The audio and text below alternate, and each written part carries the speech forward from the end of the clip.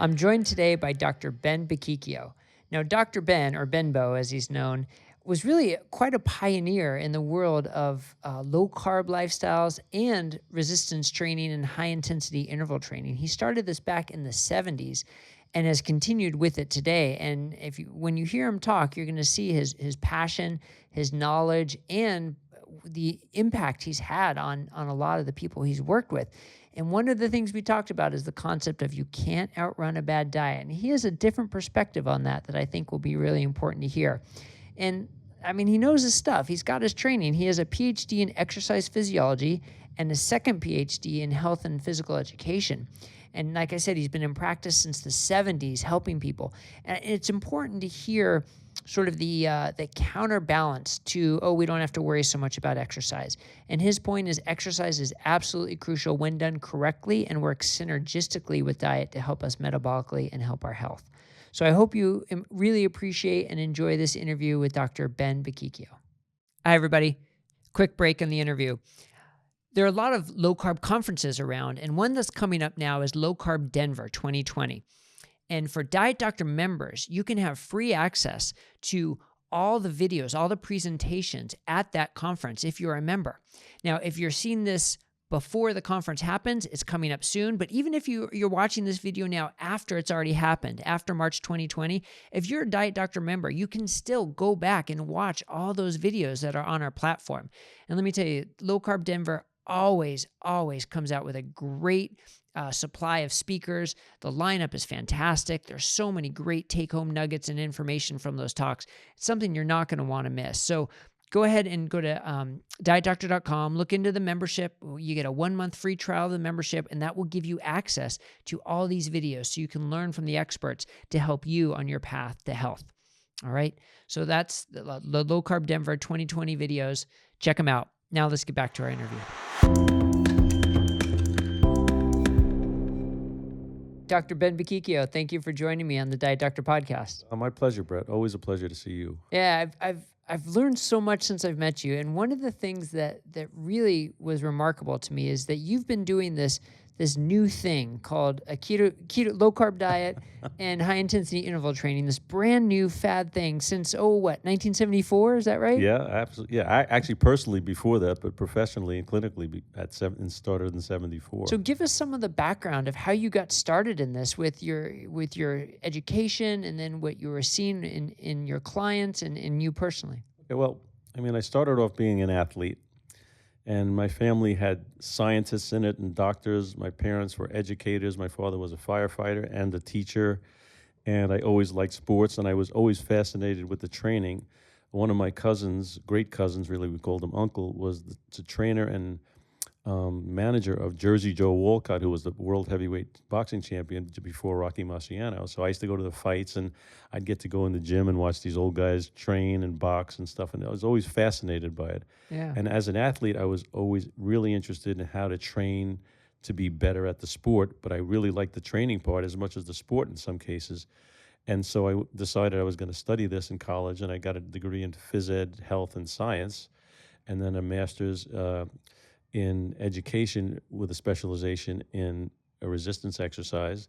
Then I did a PhD in exercise physiology. And the second one, after I was in practice for a while, I noted I had a low back center in Miami. Everybody was overweight. I had the largest fitness center in New York City. Most people were concerned with their weight. Had a cardiac rehab center, and most of the problems for those people was they were overweight. So I decided, and I had pretty good business going then, I had the time, I decided to take a second PhD to get serious and study obesity. So when you do a PhD, you do what you call a review of literature, so you have a theoretical basis for your hypothesis, okay? So my review of literature was the development of obesity and fat-related disorders. So about 8 or 10 years before Gary Taubes wrote Good Calories, Bad Calories, I interviewed and studied a bunch of the people that he did for his book. Oh, interesting. So when that book came out, I got a hold of Gary, and we've become really good friends and done seminars and presentations together. And so I got into that. But as far as the low carb thing, I mean, to me, it was all, firsthand observation. People wanted to get lean, and the leanest people that I knew were bodybuilders. So I kind of asked them. It's kind of like asking a racehorse how to run fast, but I asked them what they were doing, and I kind of observed what they were doing. And they were low carb. I mean, before contests, these guys were low carb, big time low carb. Okay, and I thought, well, that's a good way to go. And I didn't mind it because I loved eating meat, and I did it myself, and I felt really good. And I didn't.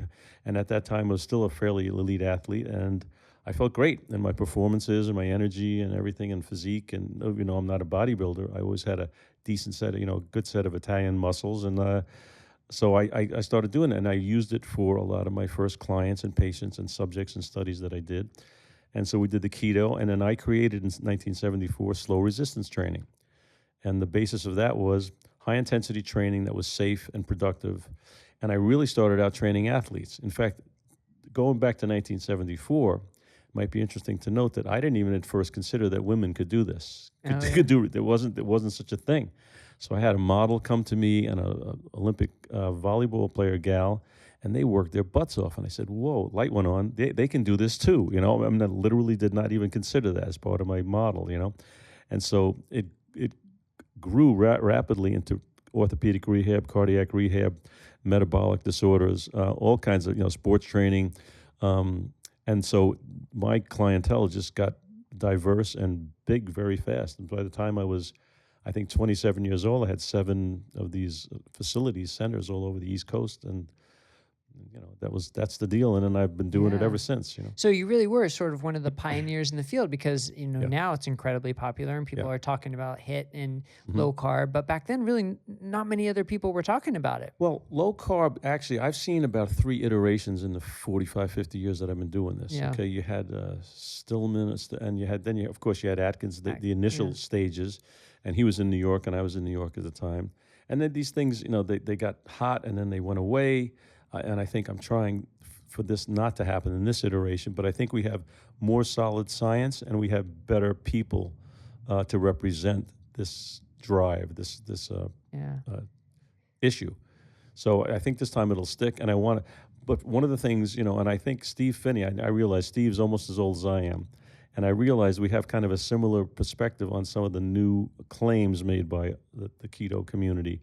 So they'll pump the brakes a little bit, so we don't get into that, getting ahead of ourselves and making claims that are going to make us less reliable. That's a great point because when something becomes hot and something becomes a new catchphrase and people are benefiting from it, it almost turns into a cure-all, and then then you start to sound like you're selling snake oil because one thing can cure all.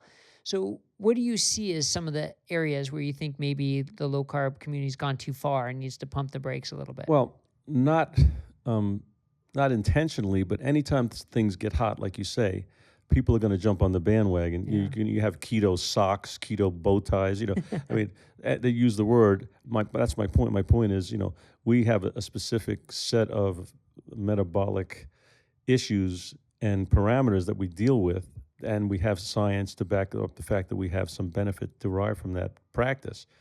But some of these claims. Now, one of my pet peeves is, and I don't want to mention names unless you want me to, but some of the claims that are being made, for example, about fasting, Yeah. okay, I think are still a little over the top and are unproven. Okay. Now, I wrote my first article about fasting in 1978. I was trained in therapeutic fasting by vegans, Really? okay, who had a therapeutic fasting clinic, and I saw some wonderful results from this stuff. I mean, arthritic conditions. I'll tell a story about the girl that came in there at 12 years old and had her tonsils out at 9 or 10. And after she had her tonsils out, she started to decline in her performance at school, her attitude, behavior. And at that time, they used ether, Yeah. okay, so they fasted this girl, 12-year-old girl. I watched this, and I think on the 4th day, fasting to me is not eating. Eating once a day is not fasting in my mind, in the therapeutic fasting genre, okay? But anyway, they fasted her for 4 days, and the 4th day, she felt better, and the room stunk of ether 3+ years later. That's bizarre. Yeah. I mean, if I didn't see it, I wouldn't, and then she felt better. Hmm. So I saw arthritic people come into that place that could hardly walk, and some of them fasted 2 weeks. I'm talking 2 weeks with just water. Well, now it sounds like you're talking about fasting as a miracle cure, but you said you have some concerns about No, what people are. it was therapeutic fasting. Yeah. Okay, and that's different from what we're doing, in conjunction with keto. Now, I didn't say it's a miracle cure. I think it's a good modality when used prudently. There's a Yeah. sweet spot for this for almost anything, a drug, a behavior. Okay, Right. and this is one of them. I have no problem with fasting. I think in most cases, responsible fasting. I have no problem with what they call intermittent fasting, and we used to call it eating once a day. See, the fasting thing connected to that to me is a little bit. I spoke to somebody yesterday who was fairly knowledgeable, and we had a little bit of an argument, and he said, well, really, technically, the 4 hours between my meals is when I'm fasting. I said, a fasting person doesn't accept that. I mean, so that means every minute that you are not eating, you're fasting. I don't consider that to be the right terminology and the right application of the concept. Okay. Right. There has to be a threshold somewhere to Yeah, cross yeah. before I mean, it's gonna. usually in my practice, I mean, we're talking about not eating for a full day. So you're sleeping without having eaten that day. Okay. So I don't want to get too technical, and maybe it doesn't matter, but to me, it just bugs me. Well, it is interesting because the term gets adopted popularly and then gets thrown around, and you want to make sure that you're using it in a way that's actually going to benefit people significantly, right? People want to get the maximum benefit for the minimum effort. So if you say, well, fasting 6 hours is going to benefit me, well, okay, it's probably better than snacking, but it's not going to have the same impact as fasting 3 days. But again, each is a tool to be used in a certain circumstance, not that they're all good for everybody in every circumstance. I Yeah, think okay. that's kind of what you're I'll getting go at. with the subjectivity and the individuality of it. I'll ride with that. Okay, but if you think about it, Brett, if you eat breakfast, lunch, and dinner, you're fasting 4 hours and 5 hours. Is that the case? No, I don't. I don't consider that fasting. Yeah. And let's not beat a dead horse, but Okay. you get the idea. Yeah. The claims that I'm talking about are the metabolic claims of fasting. Okay, so let's go to the cellular. I'm a muscle guy, okay? So I know muscle physiology, I know protein synthesis kind of pretty decently, okay? If you're claiming that during fasting, you can upregulate protein synthesis, it's a tough swallow, because certainly no cell is dumb enough to basically grow in the absence of nutrients, okay? And no organism really does. Now, can you temporarily or something? And now the HGH claims, okay? The Human growth hormone. Yeah, growth hormone, human growth hormone claims that during fasting, the HGH basal level or responsive level goes up. Now, I think, this is my opinion, this is not science yet because there isn't any, that this is this furtive effort of the cell trying not to die. And so it's pumping a little bit. You have these spikes in HGH without much area. You have some amplitude, okay? Because the cell's saying, please don't die. I'm going to try to get some HGH into this thing so I don't die. I think that's different than HGH from exercise. And some of those studies show that you can increase HGH to double basal rate. But by the same token, my pitch is there are plenty of studies that show high-intensity training, exercise, muscle training, increases HGH by 15 to 20 to 25 times. Yeah. So I think that if you calculate that these things are somehow equivalent, I think it's just silly. Right. And I think a little irresponsible. Interesting. That's a big statement. So I definitely want to get into the exercise, but you've distracted me here with the fasting. So I want to keep going with the fasting. So one of the big concerns about fasting is loss of muscle mass. That's one of the biggest concerns, that we're going to put people at risk of sarcopenia and accelerated muscle loss. And you're the muscle guy. So Yeah. What do you think about that? Well, again, I think it's how you apply the modality. Yeah. Okay. So I think some fasting and I think autophagy is part of this whole cycling. You don't build muscle from exercise. In fact, you a little bit break it down for a day or so, and then you start to rebuild. Protein synthesis becomes up. The ribosomes become more active. The mitochondria build up. I mean, because you've demanded energy. These are good things. These are youthful, anti-aging, if you want to go there, things, longevity kind of things. They happen. Okay, but there is a time at which you can have this degradation. Now, I think Steve Finney is going to speak on this, but I see the same thing. Now, years ago, I did a fasting experiment with about 12 athletes, and at that time, we used hydrostatic weighing, and underwater weighing for body comp. I wanted to see on a 5-day fast what happened, what I could measure. Right. Okay, this is, I think, maybe the late 70s, early 80s at the latest, and I did it myself. And the first 2 days according to hydrostatic weighing, we lost lean tissue, no question. Now, understand, Brett, that hydrostatic weighing considers everything equal or higher density than water to be lean. including bones. Well, yeah, well, of course, but I'm Yeah. saying understand the key word is water. Okay. Water is considered lean in Yeah. hydrostatic weighing. So on a low carb diet or keto diet, you're going to lose water the first few days, right? Okay, now and since muscle's 80% water, fat 17, then it's assumed in an algorithm that it's muscle. Okay, Oh, I but see. but this is what it showed, and that was the gold standard at the time for body composition. Okay. So we lost muscle the first couple of days, and then the last 3 days we lost equal amounts of fat and muscle. Okay. Okay, so there is some indication that we're definitely losing some muscle. Now, I don't recommend 5-day fasts that aren't therapeutic and supervised. Okay, but in the lexicon now, a once a day eating, I don't think has this drastic effect. I think that's perfectly fine. I knew plenty of people. When I'm talking plenty, I'm talking hundreds of people that ate once a day and did well and had huge muscle mass and kept it into extended years. So when you work with people and have them fast under supervision, do you? I don't do that. Okay. Okay. I mean, I understand how to do it. Yeah. Okay, but I really haven't done it because that to me gets into almost a medical practice or an application that I'm familiar with, but I don't feel competent in. I don't feel competent in supervising. So in your opinion, then, without science and just your opinion, would light to moderate resistance training during a fasting period help offset that muscle and lean tissue loss? Good question. So basically, what you're talking about, what is the priority of the organism? Is it to sustain muscle or is it to preserve energy? Right. So, was it more important for us to have the energy to go out and hunt to get the food, or to have the food to go out and hunt? Okay, so chicken and egg a little bit. So I'm not sure, but if you're talking about intermittent fasting or a one-day fast, you can do anything you want. You can play. There are guys that have played NFL football that have run Olympic races in that condition, and there's no evidence of that. But again, now it depends on the response. Like any medication, like any behavioral intervention, depends on the response. It depends on the pathways that we've induced to what level for the individual. But in my experience, I've not seen a problem with that at all. Yeah. You can go high intensity, you can blow it out if you want to. If it's one day fast, Okay. no, I haven't seen any problem. Yeah. Now, do I think, to answer your question, doing some exercise during a fast and a 3-day fast or something? I have no reason to believe, and I don't think there's any evidence in the literature to believe that at least moderate intensity exercise would be damaging. I don't see why it would. Okay.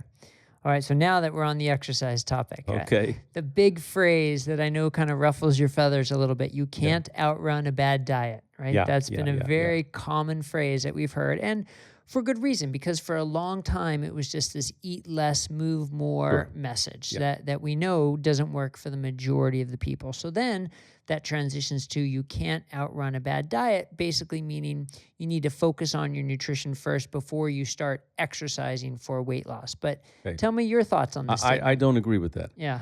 I gave a presentation at Low Carb here yesterday, and I said, if you don't use both of these modalities, there is so much synergy. When we undertake any kind of a treatment, behavioral, pharmacological, whatever it might be, we are instigating or attempting to directly instigate certain metabolic pathways. That's really what we're trying to do, is it not? With keto diets, we're trying to instigate metabolic pathways. Right. So we identify these pathways. Okay, so we know what some of them are. And I can show you literature and pound for pound how high-intensity exercises is at least an additive, if not a synergistic component of this. You're going to get much more bang for your buck, and I can instigate a lot of those pathways without being on a keto diet. Yeah. So what's more important? To me, the sensible way to apply this is together. So I don't think. Now, behaviorally, I understand if you've got a 350-pound diabetic and you don't want to give them too much to absorb behaviorally, this is going to be ominous. I have to watch. I can't eat bread and I have to exercise. Okay, I could go with that. But physiologically, metabolically, I do not go with that. I mean, I think you have to exercise. The muscle system's power and efficacy as an endocrine organ has been underestimated, and we in medical and graduate school have not been taught to recognize that and appreciate it. Yeah, I think that a number of good points there. One is we don't want to overwhelm people by giving them too much. So Hmm. sometimes simplifying the message to say just focus on your diet and don't worry about exercise is an easier pill to swallow, so to speak, an easier transition to make. But your next point is if you want to have maximum effect, then you also have to consider the exercise in addition to the nutrition. But when you use the word high intensity interval training, I Hmm. think that's come to be synonymous now with sprinting, with, treadmill repeats or bicycle repeats as hard as you can for 30 seconds or a minute, the boot camp type workouts. Yeah. But you use that also to mean resistance training. No, I actually I don't use it to mean any of the things that you just described to me. Yeah. Okay, that's hard work. Okay, if I give you a pick and a shovel, ask you to dig a 20-foot trench 6 feet deep, that's not high intensity training, interval training. Okay. That's not productive exercise. So I don't agree with that. High intensity exercise is a direct, organized muscle fiber recruitment pattern for your body for the particular workout, the timing between the workouts, the methodology of the workout. What we're trying to do is to induce these fight or flight, life or death type 2B muscle fibers to come into play and tax them to a threshold level. Okay, so now we have certain parameters that are human parameters. Nobody can work at a high intensity with those type 2 type 2 fibers, type 2B fibers, more than probably about 90 seconds. So if you're going longer than that, either you have to lower the intensity. Okay, so it's not that it's hard exercise. It's not that it's demanding and grueling. It may be all of those, but that's not what defines high intensity exercise. So this is a universally applicable concept.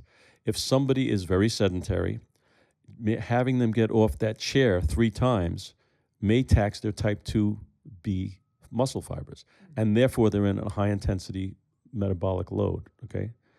And so the concept that we normally, high intensity, it's hard, but it's, that's my little red badge of courage, has nothing to do with it. It has very little to do with it. Yeah. Okay.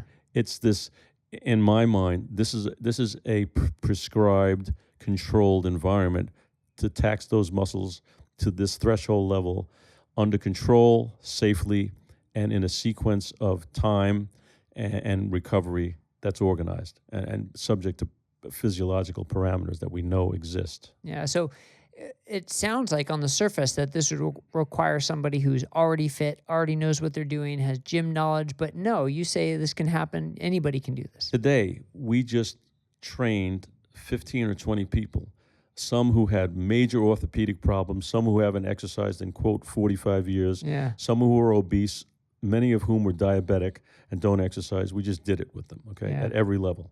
From, I would say, 25 to 75 today. Right. And I've done this tens of thousands of times. So, yeah.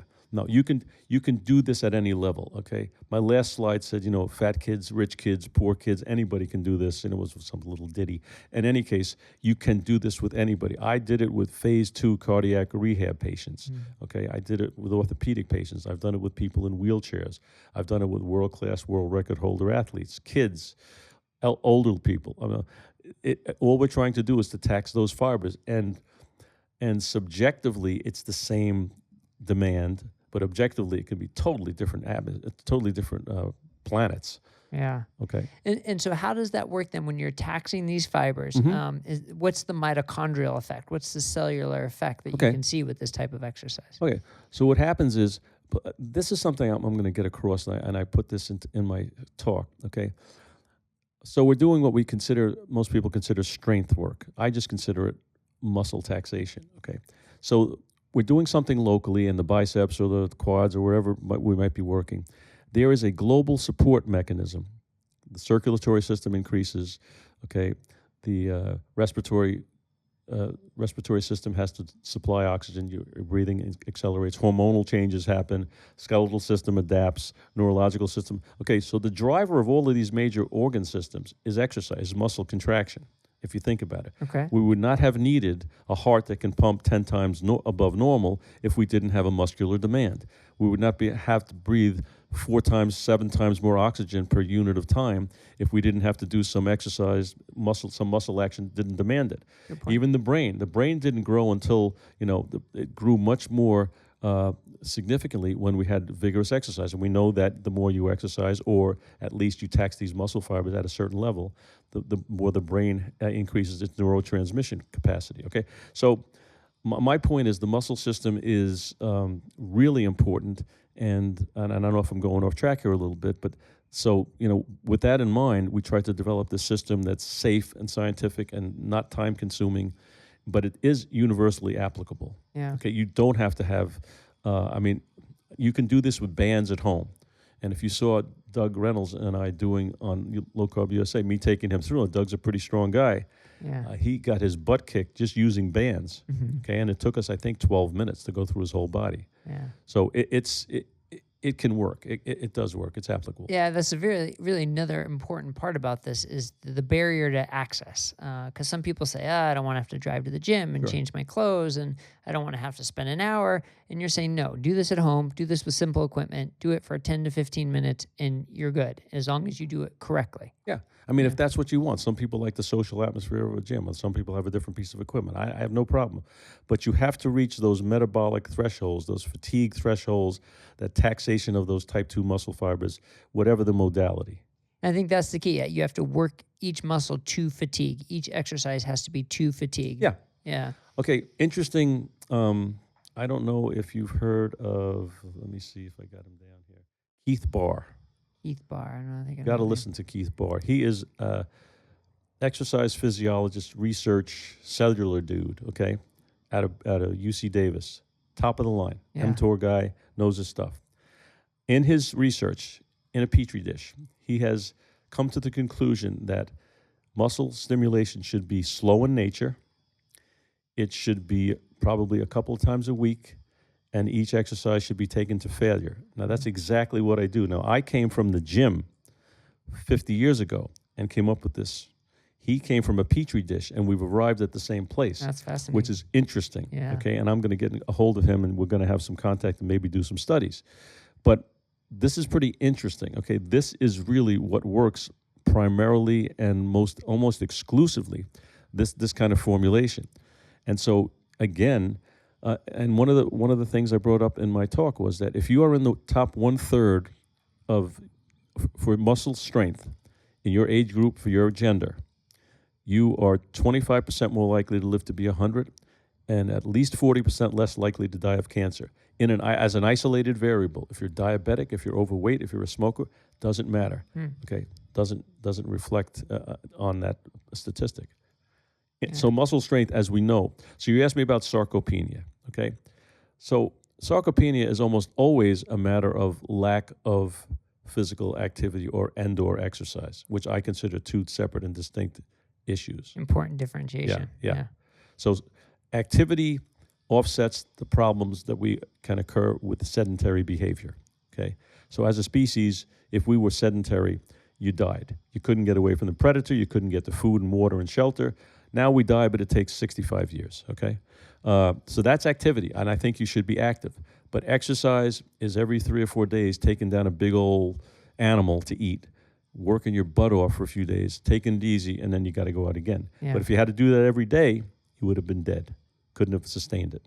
So there's the recovery genetically determined from high-intensity exercise. Very interesting. Yeah. All right. So to go back to the original statement then, you can't outrun a bad diet. Would you say that's true, but you can outlift a bad diet? Yeah, we know that aerobic cardiovascular exercise has proven to be useless in fat reduction. Okay, that there's no question about it. It's the wrong prescription. Yeah. So the prescription came out. The history of this came out kind of simultaneously. Fat's bad. Eat carbs. Start to run. Okay, those things happened almost contiguously, simultaneously. They happened. Okay, so what happened when we applied those techniques? Okay, People got fatter and sicker. people got fatter and fatter and did more and more exercise and ate more and more carbs. Okay, so the physiology of aerobic exercise instigates fat usage, but fat recycling. So here's one of the things that I put into my book, and I think people understand. There's fat borrowing, and then there's fat burning. Hmm. In an aerobic cycle, the normal fatty acid to triglyceride cycle happens continuously. Okay, we borrow from that cycle for aerobic exercise. That's why it's steady state. That's why steady state by definition means it doesn't make a big imposition on your metabolism, right? Because you can sustain it. Okay. If we do type 2B high intensity exercise, it is anything but steady state. It drives an adrenaline response, okay? Yeah. That adrenaline response produces release of free fatty acids because I'm running out of glycogen, or I'm being threatened of running out of glycogen, the life and death fuel. And so your body says, we need some backup here, okay? Because I think I'm running out of this. Whether you run out of it or not, I think if you threaten that, if you deplete at a very high rate, your body gets into this, survival kind of a mode. It releases adrenaline, which in an amplification cascade produces this free fatty acid release, okay? And adrenaline, I think, can cleave, I don't know how many thousands of molecules of glycogen, just one molecule of adrenaline. I mean, so it's a powerful, potent. So now what we've done in this fat cycle, we've borrowed from our stored fat. We've now taken this out from triglyceride into free fatty acid. So when we're done with exercise, as opposed to when you're done with aerobic exercise, you've created this, we've created this deficit. Mm-hmm. So what does your body do? I know Gary Taubes has mentioned this. What your body does is it slows down and it gets hungry. Yeah. So the net effect is zero. I think that's so important. The hunger effect is so important. But when you release all these fatty acids, after an exercise or this adrenaline kind of a thing, your metabolic rate stays high. And if you have adrenaline flowing, you're not hungry. Okay, right. So there's a whole different response mechanism to high-intensity exercise than there is to supposedly fat-burning aerobic exercise. Right. Now, how about how the diet impacts that? I mean, can you still have those benefits from a high-carb diet? Sure. Yeah. Yeah. So if we're talking about maintaining protein synthesis, which is maintaining muscle, which is anti-sarcopenia, okay, understanding that kind of a concept, all right? There are three ways that you can instigate protein synthesis. One are amino acids. Leucine's a big one, but amino acids. Two are growth factors, mm-hmm. and three are mechanical stress. Okay, now mechanical stress and growth factors do the same thing. So you really only need one of two of those. So we need your aminos, that's the eating, that's the synergy, and we can do the exercise. One of the growth factors is insulin, but as low-carb people, we don't want insulin. So forget insulin. Use the amino acid input with the mechanical induction and deformation and stress, mm-hmm. and you can increase protein synthesis on a ketogenic diet. Right. We don't need the growth factor of insulin. Right. But I guess my point is, though, that you can see benefits whether you're eating low carb or high carb. Either one is going to see similar muscle benefits, but then maybe different benefits for fat loss or different benefits. Oh, absolutely. In another way. Yeah, sure. Yeah, the insulin actually is a growth factor that would benefit protein synthesis. Yeah. Don't forget, it drives other stuff other than just sugar or fat. Okay, it drives protein synthesis also. Right. In fact, some of your big-time elite or grotesque bodybuilders inject insulin. Right. That's how they grow. Right. Okay. So, but in our case, for the 95% of the population, insulin is really has a negative connotation with good cause. Right.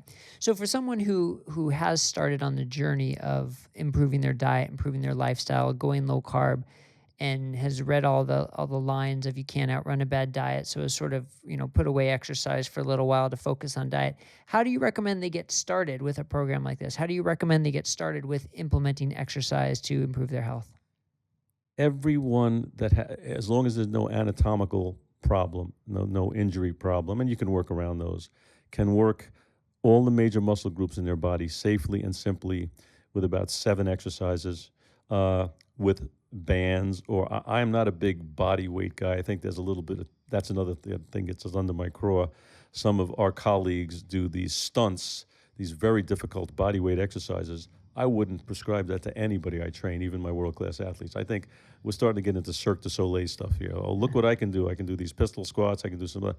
Who the hell's going to do it? Brett, come on. I mean, I can't prescribe that to people. It's too challenging for most people. Yeah, and the skill aspect of this, I think, overcomes the the productivity of the muscle work. I mean, you can get it done much more safely and much more simply than that. Yeah. Okay, so the use of some kind of resistance other than the gravity that Earth provides for us and our body weight, to me, is much more benign and simple. Almost everybody can do all of the exercises, and the ones that they can't, we can substitute an exercise to work that muscle group in one of its functions, so we're not at a big loss, you know. So you work the whole body. Again, there are local and global benefits of exercise. Yeah. Locally, insulin sensitivity. You've got insulin sensors in all your muscles. Why not tax them? Okay. You've got mitochondria in all your muscles. Why not instigate their increase in behavior? Okay. We have mTOR production in all of our tissues, actually. I mean, so all of these growth factors can come into play, and I think they come into play more globally by working sectionally each muscle group. So I like to work the whole body in one day, then allow the body to recover as a total unit, okay, instead of an arm and a leg. This is chest day. This is like that comes from the bodybuilders, and there are a lot of wannabe kind of guys in our deal now that start to, you know, they've done some exercise and you can see their abs and you can see their biceps, you know. And, you know, good for you, but you're not a bodybuilder, so get off that, okay? So what about the people who say, I want to do this to be healthy, but I don't want to get too bulky. I don't want to look big. Like, my answer, because this question has been asked to me, this now is the 10,001 time. Okay. If you think for some reason you're going to do an exercise and wake up like the Hulk the next day tearing out of your clothes, okay, this is not going to happen. Yeah. So if you get to a point where you're getting too big and too muscular, you call me and you tell me, and we'll figure out how to minimize that, okay? That problem happens almost never. Good to know. Good to know. All right. And then what about people who are concerned about hunger? Like we talked about with the cardio exercise, it can fuel hunger and you sort of give yourself an excuse to eat more.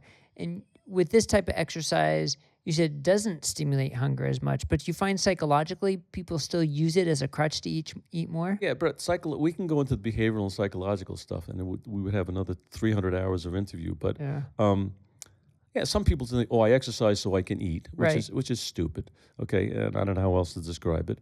But physiologically, and don't forget now, high intensity exercise has effects on leptin. Okay, ghrelin. I mean, it has these effects, and there are plenty of studies, you know, that it affects. It actually reduces leptin levels and things. I mean, these are good things that happen. Okay, and again, if we don't vacillate, in my opinion, blood sugar levels, which are going to have these spikes and drive hunger. Okay, which again, if you're more insulin sensitive, but through this muscle work, okay, it serves as almost a panacea for a lot of the exaggerated symptoms of hunger. And even understanding if we control leptin, not only do we control the signals of hunger, we control the psychological hunger. I mean, that there are two separate and distinct mechanisms that leptin instigates. Yeah. Okay. Well, so leptin helps you feel full, so you would want sort of more leptin to be. Well, don't forget leptin. You can become leptin resistant. You can become leptin resistant. Okay. Yeah. So then we can start to get into dynamic range of tissue of substances and molecules. You know, dynamic range. If you have a high level of fasting insulin, and you take a bolus, you take an imposition of glucose, and say it takes 20 level 20 of insulin to adjust to that, and your basal level is 18, you do not have the dynamic impact of someone whose basal level is 7 or 8. Okay, so it doesn't really affect. That's why you're insulin resistant. Okay. Because their dynamic range is minute. Right. Somebody who's down in 7 or 8, you give them something that requires 22 of insulin, level 22 of insulin, they're going to get a good bang out of their buck from that 22 because the dynamic range is important enough for you to get a significant response. Okay. So that's another issue, this dynamic range concept. Okay. And leptin's pretty much the same way. Okay. Yeah. Wow, interesting. Well, I think it's a fresh perspective that people need to hear because we are so... We repeat the phrase so much that you can't outrun a bad diet because the cardio exercise is not the best way for weight loss, and it's important that we realize that. But then also important to hear your side that, there are other ways to exercise. We can do this better to still impact our metabolic health, to still improve our overall health, and to work synergistically with a low-carb diet. So, synergistically, big word, but that's really important. Oh, More that's bang for your buck. I really appreciate that message, and I'm glad I had you on today to kind of help our listeners understand this and give them a little bit of a framework to how to get started with this. So, if people want to learn more about this system, where can they find you to hear more? drbenbo.com, I believe. And I'm not a big website guy, but I know I have all the information there where they can contact me. I mean, I take phone calls, emails from people, and I enjoy it. I have enough spare time that I can get through this. Forgive me if I don't get back to everybody right away on emails because we're starting to get a whole bunch of stuff going on. But I bet. yeah, All but right. yeah, and it's fun. I would certainly like to help, and they can come to these conferences. I mean, you and I did a private conference, which was really cool. Low carb conference. I'm asked to speak at a number of things now, and I'm on some podcasts. So yeah, Great. that's it. All right. Well, thank you for your passion and thank you for your message. Yeah, always good to see you, Brett. All right. You too, Dr. Ben. Take care. Have a great day.